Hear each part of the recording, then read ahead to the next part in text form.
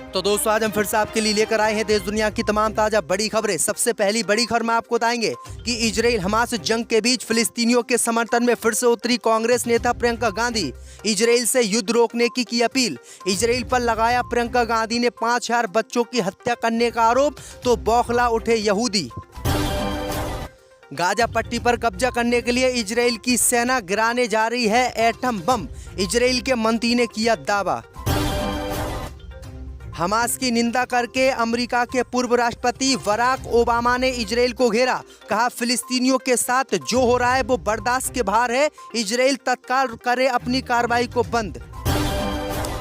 अयोध्या के धनीपुरा में बन रही नई बाबरी मस्जिद के लिए नहीं है फाउंडेशन के पास पैसे। 12 करोड़ रुपए की लागत से शुरू होगा नई मस्जिद का काम।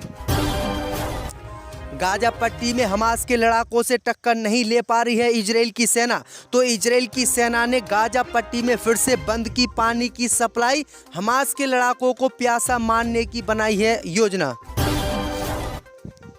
फिलिस्तीनी मुसलमानों ने इजराइल के खिलाफ प्रदर्शन करते हुए व्हाइट हाउस पर अमेरिका में किया कब्जा। लगाए फिलिस्तीन आज़ाद हो के नारे। जो बाइडेन की बड़ी चिंता। तो दोस्तों सभी खबरों को आपको एक एक कर बताने वाले हैं। वीडियो को लाइक कर चैनल को सब्सक्राइब कर दें। इसी बीच पर तो दोस्तों अगली खबर की ओर। तो इजराइल हमास युद्ध में प्रियंका गांधी ने फिलिस्तीन का साथ देते हुए तत्काल युद्ध विराम की दुनिया भर के देशों से की अपील। कहा इजराइल लगातार बच्चों की कर रहा है गाजा पट्टी में हत्या। जो दोस्तों आपको बता दें कि इजराइल हमास युद्ध में कांग्रेस पार्टी की वरिष्ठ नेता प्रियंका गांधी की एंट्री हो गई है। प्रियंका गांधी ने एक बार फिर से फिलिस्तीनी मुसलमानों का समर्थन करते हुए इजराइल के खिलाफ कार्रवाई करते हुए युद्ध विराम की अपील दुनिया भर के देशों से की है। प्रियंका गांधी ने कहा है कि गाजा पट्टी पर लगातार इजराइल गलत तरीके से बम बरसा रहा है और इस बम बरसा में 5000 बच्चों की मौत हो चुकी है और 20,000 से अधिक आम जनता मारी गई है। इसलिए इजराइल की सरकार को तत्काल इस युद्ध को खत्म करना चाहिए और दुनिया भर के देशों को सामने आकर इजराइल के खिलाफ कार्रवाई करनी चाहिए और इस युद्ध को रुकवाना चाहिए। प्रियंका गांधी का मानना है कि इस युद्ध में बेगुनाह लोग की हत्याएं हो रही हैं और बच्चे मारे जा रहे हैं। तो ये बड़ी अपडेट आ रही दोस्तों कि प्रियंका गांधी एक बार फिर से फिलिस्तीनों के समर्थन में उतर आई हैं। इसी बीच पर तो दोस्तों अगली खबर की ओर। तो इजराइल हमास युद्ध में गाजा पट्टी पर एटम बम गिराएगा इजराइल, मंत्री ने किया ऐलान। जो दोस्तों आपको बता दें कि इजराइल और हमास की जंग में अब गाजा पट्टी पर कब्जा करने के लिए इजराइल की सरकार ने एटम बम गिराने का प्लान बनाया है, जिसका खुलासा इजराइल के मंत्री ने किया है।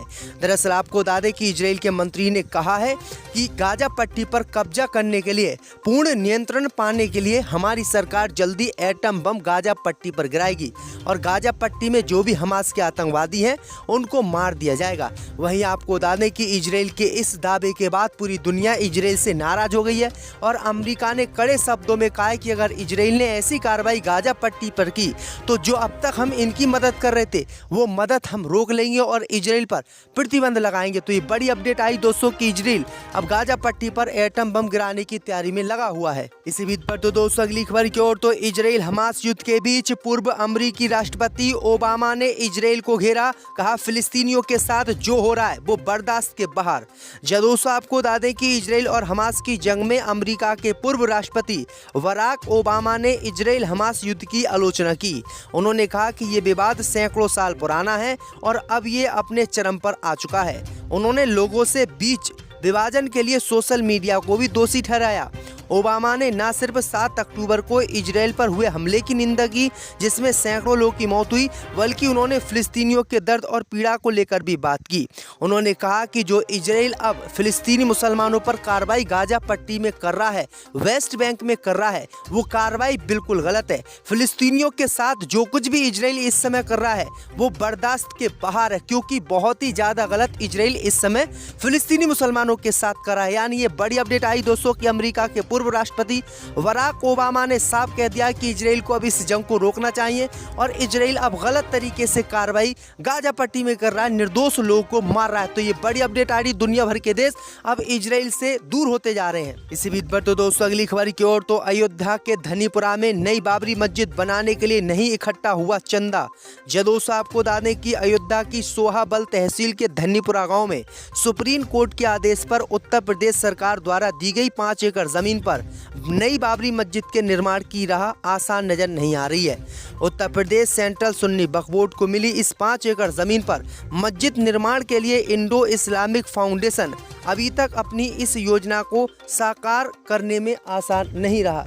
दरअसल आपको बता दें कि अब फाउंडेशन के जो नेता हैं उन्होंने बताया है कि मस्जिद निर्माण के लिए कम से कम 12 करोड़ रुपये की हमें ज़रूरत है और 12 करोड़ रुपये क्या 1 करोड़ रुपये भी मस्जिद के लिए अभी तक इकट्ठा नहीं हुए हैं।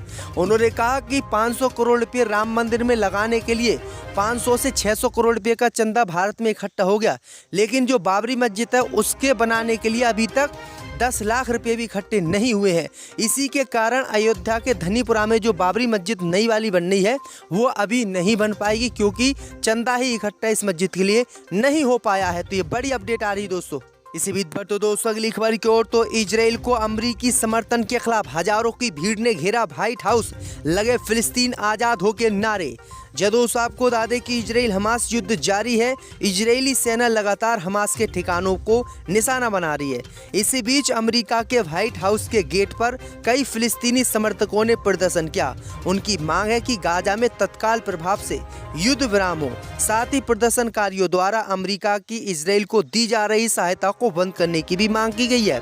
फिलिस्तीनी समर्थक प्रदर्शनकारियों ने इस दौरान व्हाइट हाउस को लाल रंग पोत दिया। इस दौरान वाशिंगटन डीसी शहर के सैकड़ों में लंबा जाम लग गया। प्रदर्शनकारियों द्वारा नदी से समुद्र तक फिलिस्तीन आज़ाद होगा जैसे नारे लगाए। फिलिस्तीनी झंडों के साथ काले और सफ़ेद कपड़े पहने हुए प्रदर्शनकारियों में ज़्यादातर युवा थे।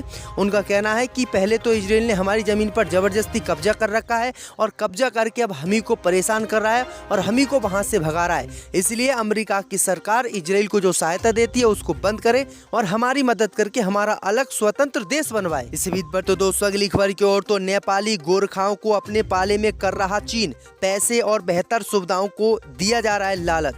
दोस्तों आपको बता दें कि नेपाल के गोरखाओं पर इन दिनों चीन की नापाक नज़र पड़ चुकी है। वह उन्हें अपनी सेना में भर्ती के लिए जुगत बैठाने में जुट गया है। सुरक्षा सूत्रों ने चेतावनी दी कि अगर भारत इन गोरखाओं को ठीक ढंग से ख्याल नहीं रखता तो चीन इन्हें अपने पाले में कर सकता है। इसका मतलब हुआ कि कभी भारत की ओर से लड़ने वाले गोरखा जंग के मैदान में उनके खिलाफ ही खड़े हो सकते हैं। वर्तमान में गोरखा भारत और ब्रिटेन दोनों की सेनाओं में शामिल हैं। दरअसल आपको बता दें कि गोरखा नेपाल के उन लोगों को कहा जाता है जो अपनी बहादुरी के लिए प्रसिद्ध हैं। गोरखाओं को पहली बार 1815 में नेपाल के साथ शांति समझौते के बाद ब्रिटिश ईस्ट इंडिया कंपनी के जरिए भर्ती किया गया था। बाद में उन्होंने भारतीय और ब्रिटिश दोनों सेनाओं के लिए दशकों तक का युद्ध लड़े। इसी बीच पर तो दोस्तों अगली खबर की ओर, तो गाजा पट्टी में हारती हुई जंग को देखते हुए इजराइल ने गाजा पट्टी में पानी की सप्लाई की बंद। दोस्तों आपको बता दें कि इजराइल हमास जंग को 1 महीना बीत चुका है। इजराइल की सेना लगातार गाजा पट्टी पर बमबारी करके पूरे शहर को शमशान में बदलने में लगी हुई है। अब तक करीब 9,000 से अधिक बच्चों की मौत हो गई है और 20,000 आम लोग भी इस जंग में मार चुके हैं।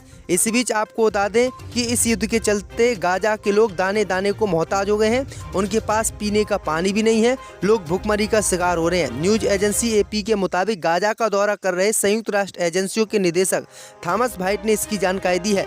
उन्होंने कहा है कि जब से गाजा पट्टी में इजराइल की सेना घुसी है और हमास के लड़ाकों का इजराइल की सेना मुकाबला नहीं कर पा रही है, तब से इजराइल की सरकार ने गाजा पट्टी में जो पानी की सप्लाई थी उसको भी बंद कर दिया है और लोगों को तड़फा कर मारने की इजराइल की योजना है। तो ये बड़ी अपडेट आई दोस्तों कि इजराइल की सेना जब हमास से टक्कर नहीं ले पा रही है तो कितने गंदे इरादे इजराइल की सरकार अपना रही है गाजा पट्टी में अपना कब्जा जमाने के लिए। आजम खान के लिए अब पार्टी क्या एक्शन लेगी चुनाव से पहले? भाई अखिलेश यादव और सारी पार्टी उनके साथ है। बेल भी मिल गई है उनके बेटे को, अब्दुल्ला आजम खान को, लेकिन अभी तक 3 हफ्ते का समय भी दिया था कोर्ट ने। क्योंकि कोर्ट का मामला है, हम कोर्ट में के मामले में आवाज़ तो उठा सकते हैं लेकिन फैसला उनके हाथ में है। ये इन्होंने बहुत तरकीब से ये काम किया है कि सारा उनकी सारी यानी मुकदमात और ये कोर्ट के ज़रिए से यानी जुडिशरी में कर दिए। अब जुडिशरी फैसला करेगी तो इसलिए वो इस तरकीब से अपने आप को बचाए रखना चाहते हैं और उनको छोड़ना भी नहीं चाहते। समाजवादी पार्टी को उम्मीद है कि चुनाव से पहले आजम खान साहब जेल से बाहर आ जाएंगे? हम तो ये उम्मीद करते हैं क्या, और हमारी कोशिश भी यही है कि वो जेल से भी क्या अभी बाहर आ जाए।